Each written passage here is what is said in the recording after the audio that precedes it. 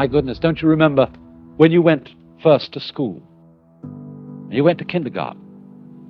And in kindergarten, the idea was to push along so that you could get into first grade, and then push along so that you could get into second grade, third grade, so on, going up and up. And then you went to high school, and this was a great transition in life. And now the pressure is being put on. You must get ahead. You must go up the grades and finally be good enough to get to college. And then when you get to college, you're still going step by step, up to the great moment in which you're ready to go out into the world. And then when you get out into this famous world comes the struggle for success in profession or business. And again, there seems to be a ladder before you, something for which you're reaching all the time. And then, suddenly, when you're about 40 or 45 years old in the middle of life, you wake up one day and say, I've arrived. And by Jove, I feel pretty much the same as I've always felt. In fact, I'm not so sure that I don't feel a little bit cheated. Because you see, you were fooled. You were always living for somewhere where you aren't.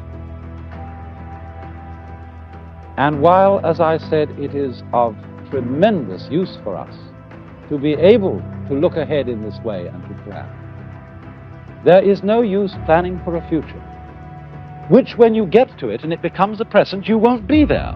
You'll be living in some other future which hasn't yet arrived. And so in this way, one is never able actually to inherit and enjoy the fruits of one's action. You can't live at all unless you can live fully now.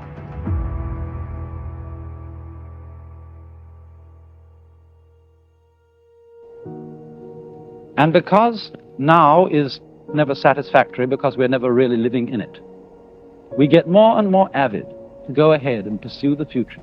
We develop our technology to a fantastic ability where we can more and more fulfill our desires for the future almost immediately, working towards a sort of push-button world.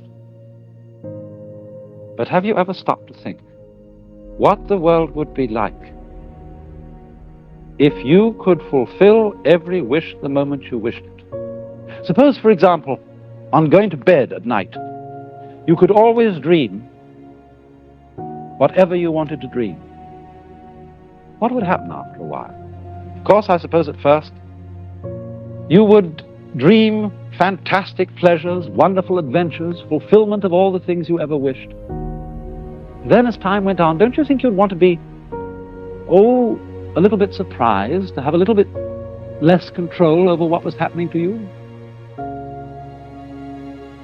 And after you'd experimented with this for some months or years, you might even want dreams in which you suffer, because there is no real delight, no real fulfillment without delay.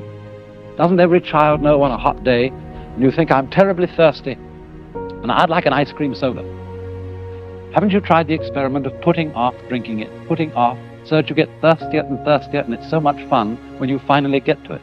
And so in the same way, impatience with time, always wanting the future, is frustrating. Maya, which generally has the meaning of illusion, or rather, illusions brought about by the acceptance of certain conventions, of which perspective was an example. When we are not aware that certain things which we take for granted, like the separateness of things from each other, when we are not aware that this is a matter of convention, we are apt to be fooled. Now, I think one of the conventions by which we tend to be fooled more than almost any other is time. And for all human beings, time is a matter of extraordinary importance.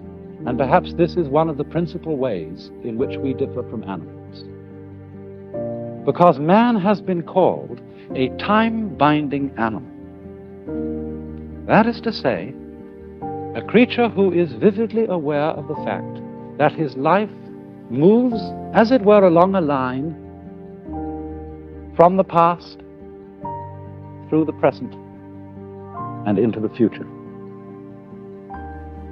Animals apparently live pretty much moment by moment. They don't appear to have very strong memories, but because man has a strong memory, he is able to bear the past in mind and, as it were, cast it forward into visions of the future based upon what has happened in the past. And therefore, although this facility gives man the most extraordinary ability to plan his life, to prepare for future eventualities, at the same time, there is a very heavy price which he pays for it, and especially if he takes this ability too seriously. In other words, if he doesn't realize that the true reality in which he lives is the present moment now. For example, the animal probably doesn't concern itself very much with problems of future disease, death, or starvation, and things of that kind. If an animal sees another dead animal lying around, I don't suppose he thinks to himself, well, one day that's going to happen to me. Rather, he just sees a dead animal, sniffs it, sees whether it's good to eat, and wanders away. But for human beings, it's entirely different, because we actually spend most of our time and a great deal of our emotional energy living in time which is not here, living in an elsewhere which is not concretely real. So much so that although we may be quite comfortable and happy in our present circumstances, if there is not a guarantee, not a promise, of a good time coming tomorrow and tomorrow and tomorrow and tomorrow, we are at once unhappy, even in the midst of pleasure and affluence. And so we develop a kind of chronic anxiety about time. We want to be sure more and more, because of our sensitivity to the feeling of time, we want to be sure more and more that our future is assured. And for this reason, the future becomes of more importance to most human beings than the present. And in this sense, we are hooked, taken in by a Maya, because it is of very little use to us to be able to control and plan the future unless we are capable at the same time of living totally in the present.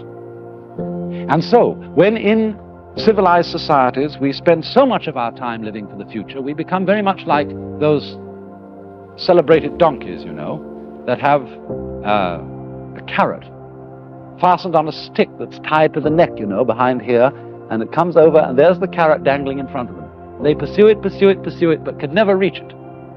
And so in exactly the same way, it's that way with us. But when one can come to realize that the present is the only place in which you live, and that the past and the future are now no more than useful illusions, still useful, but useful only if one can live in the present, then, as I say, one can settle into full participation with the momentary reality of life as it goes along, just like music.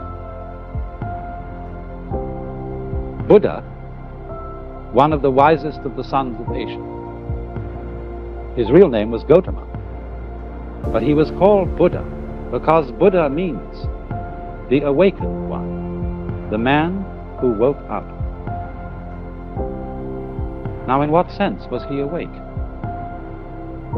He was awake in the sense that he was completely all here. After all, we say about a person who's nuts, he's not all here. He's not all there. But our whole culture, our whole civilization, insofar as it is involved with time and living only for a future, is nuts. It's not all here. We are not awake. We are not completely alive now. And consequently, we are so hungry and so greedy, because everything seems tasteless. We are living for an abstraction which has not yet come to be, and we don't know what really is.